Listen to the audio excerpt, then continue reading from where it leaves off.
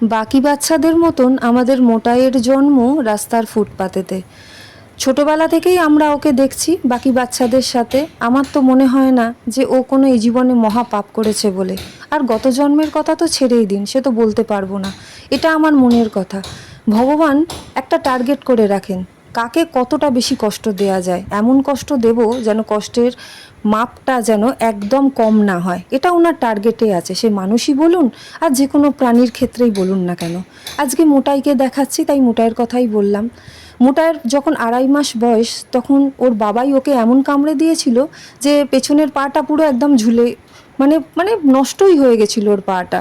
কোনো রকমে ওকে হসপিটালে নিয়ে গিয়ে ওর পা অপারেশন হওয়ার পর ও কোনো ক্রমে বেঁচে ফিরেছে। তো সেই পাটাতেই কদিন আগে দেখলাম একটা গর্ত মতন হয়ে গেছে, গর্তটা দিয়ে পুঁজ আর রক্ত বেরোচ্ছে, যেটা পচা দুর্গন্ধ একদম। তো সেই জায়গাটায় আমি পুঁজ রক্তটাকে বার করে দিলাম, দিয়ে সেখানে বিটাডিন লোশনটা দিলাম। দেখলাম একদম গর্তের মধ্যে ওষুধটা ঢুকে যাচ্ছে, ভাবুন কতটা ডিপ হয়েছে।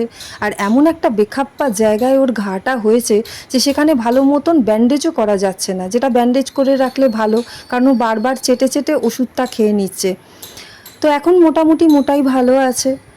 তো আপনাদের কাছে এটাই আমার অনুরোধ, ভগবানের কাছে একটু ওর জন্য প্রার্থনা করুন, ও যেন সুস্থ থাকে, ওর মতন আর বাকি বাচ্চারাও যেন ভালো থাকে।